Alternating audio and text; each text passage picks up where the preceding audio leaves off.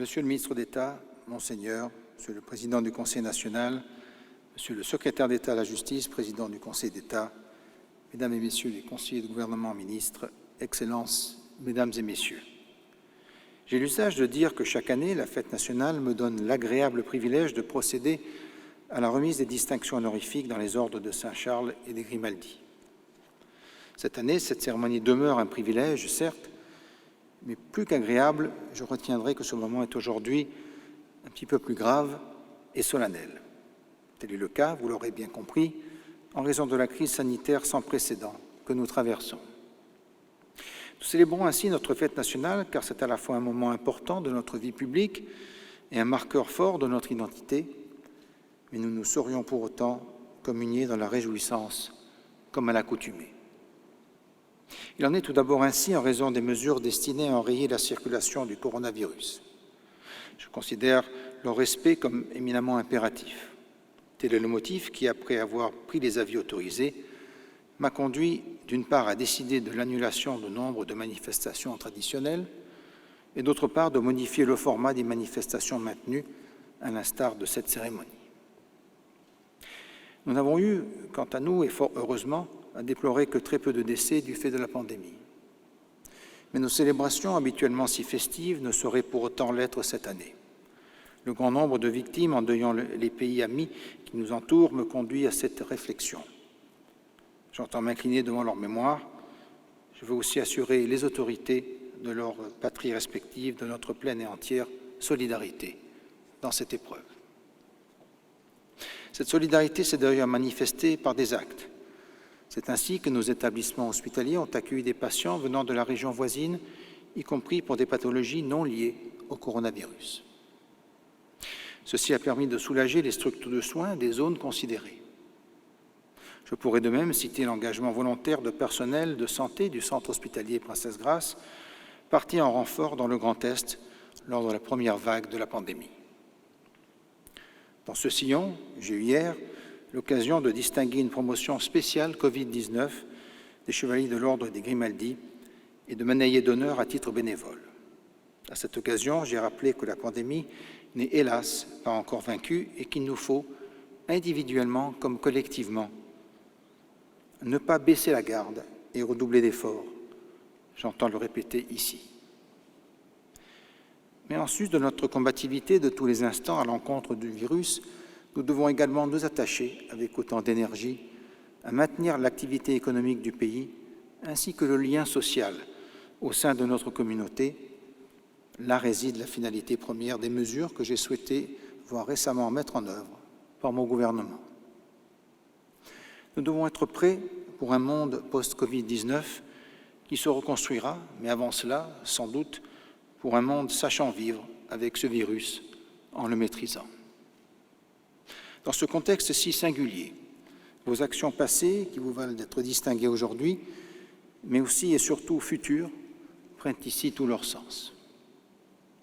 Je veille en effet depuis des années, vous le savez, à la qualité des récipiendaires, à la diversité de leur origine et de leurs compétences, ainsi qu'à la limitation de leur nombre. C'est ainsi que je conçois la notion d'ordre, mais la définition de ces ordres nationaux. Ces ordres doivent être représentatifs de femmes et d'hommes voués au service de l'intérêt général et qui constituent une force d'entraînement pour le pays.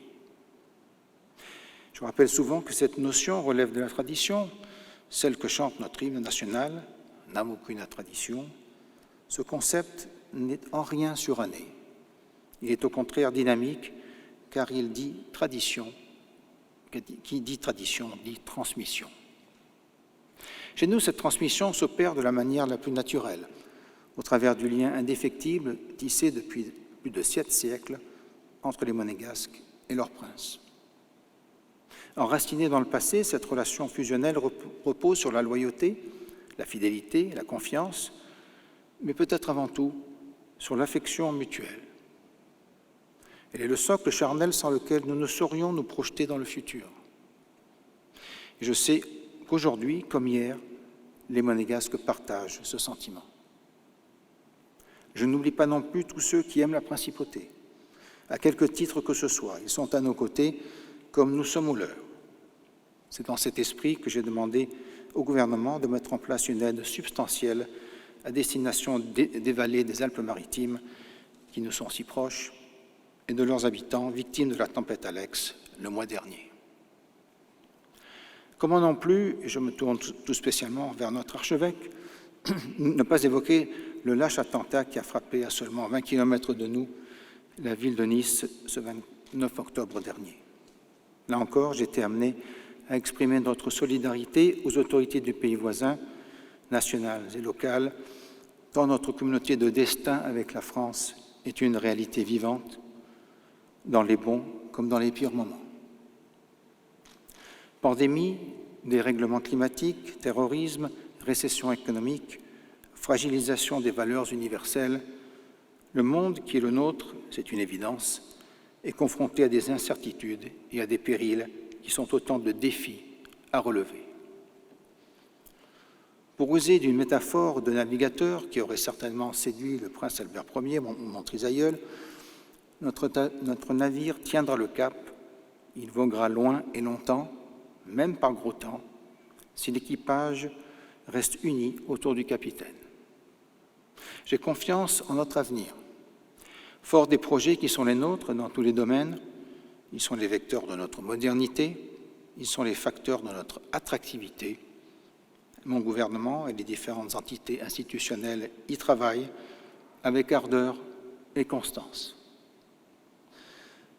C'est la réussite de cette entreprise que je souhaite vous voir tous être les acteurs engagés Deo Iuvante. Je vous remercie.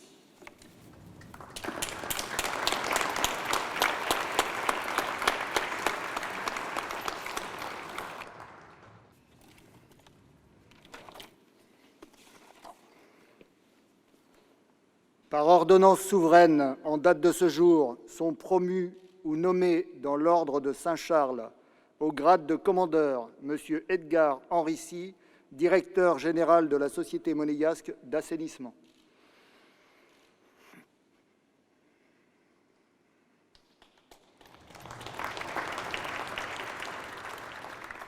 Au grade d'officier, Mme Sylvie Biancheri, directeur général du Grimaldi Forum.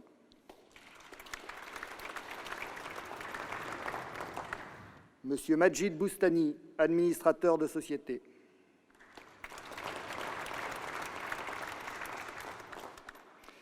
Monsieur Roland Derechniewski, directeur de société.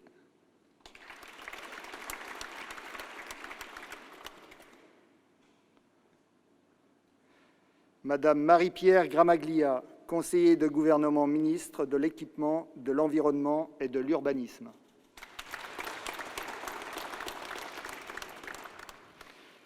Madame Nicole Magnan, secrétaire générale de l'œuvre de Sœur Marie.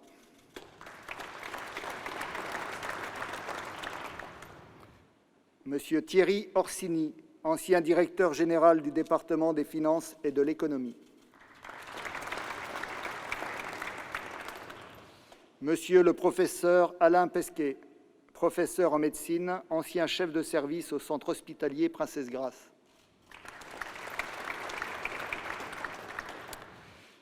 Monsieur Jean-Marie Véran, conseiller spécial au département des relations extérieures et de la coopération.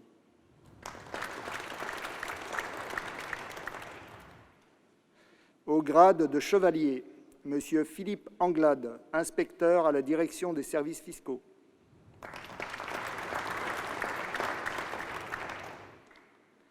Monsieur Christian Antonielli, chef du service caisse à l'Institut océanographique. Monsieur Pierre Andrea Hardisson, directeur d'une société de gestion. Madame Françoise Argagnon, chef du service du contrôle médical des caisses sociales de Monaco. Monsieur Mark Armstrong, trustee à la Princess Grace Irish Library.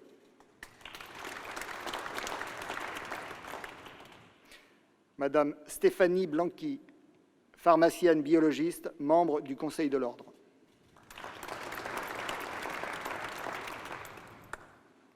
Monsieur Claude Bolatti, conseiller communal. Monsieur Émile Boussicot, secrétaire général de l'Association de l'industrie hôtelière monégasque. Madame Isabelle Célario, chef du service municipal des seniors et de l'action sociale à la mairie de Monaco. Monsieur Jean-Claude Chanteloube, ancien conseiller technique au secrétariat général du gouvernement.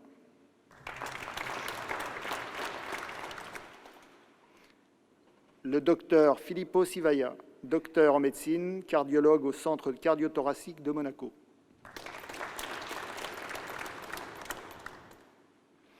Madame Valérie Davenet, directeur de l'environnement.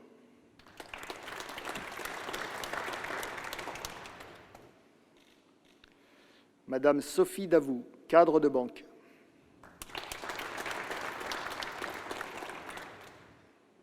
Monsieur Jean-Gabriel Delacroix, ancien directeur de cabinet du préfet des Alpes-Maritimes.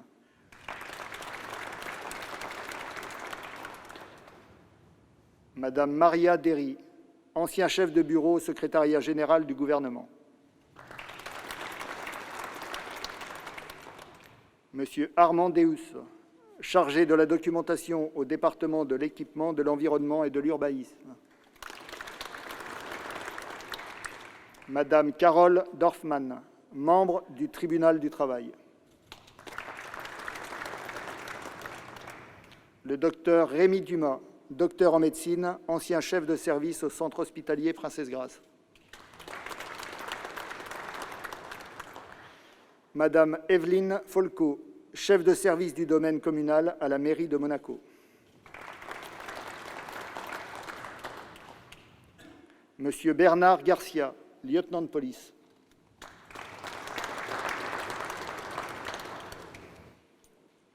Monsieur Frédéric Gertz, administrateur délégué de banque.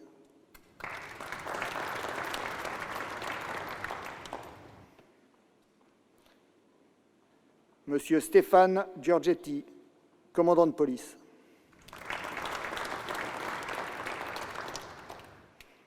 Monsieur Albert Enriquez Pascual, directeur général de banque.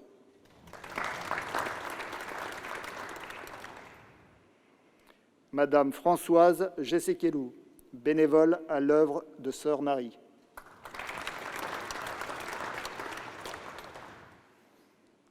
Monsieur François Lallemand, conseiller communal.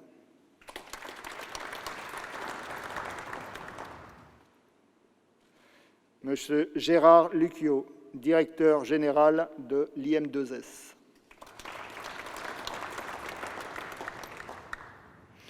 Madame Brigitte Orecchia, chef de division à l'administration des domaines. Monseigneur Guillaume Paris, vicaire général à l'archidiocèse de Monaco.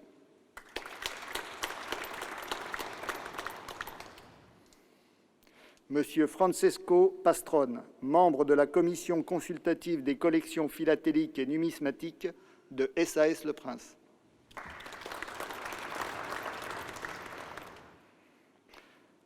Madame Marie-Laure Pépineau, secrétaire du Conseil national.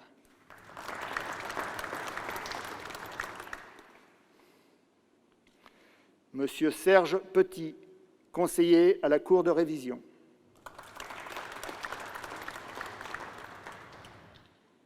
Monsieur Michel Ragazzoni, commandant de police.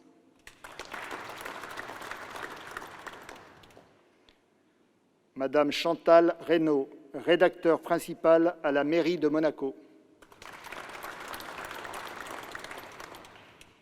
Le docteur André Rousset, docteur en médecine, chef de service adjoint au centre hospitalier Princesse Grace. Madame Patricia San Giorgio, administrateur de société.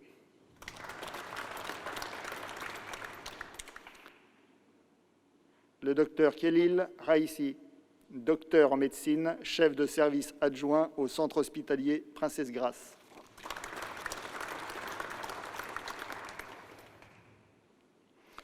Sont promus ou nommés dans l'ordre des Grimaldi au grade d'officier Monsieur Ahmed Benissad, consul honoraire de Monaco à Agadir.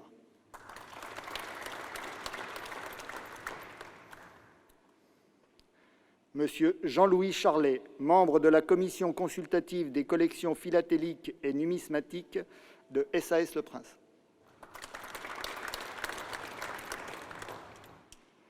Le docteur Michel-Yves Mourou, conseiller privé de SAS Le Prince.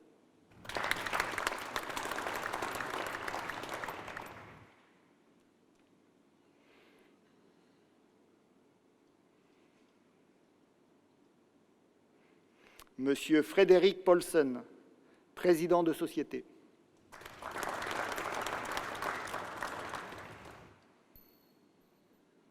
Au grade de chevalier, Monsieur Ghislain Berny, ancien responsable entretien au château de Marché.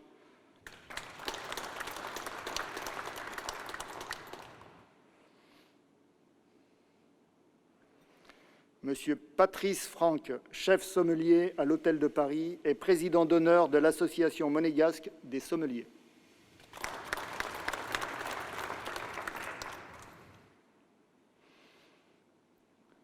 Madame Nadia Riva-Perruchon, attachée au cabinet princier.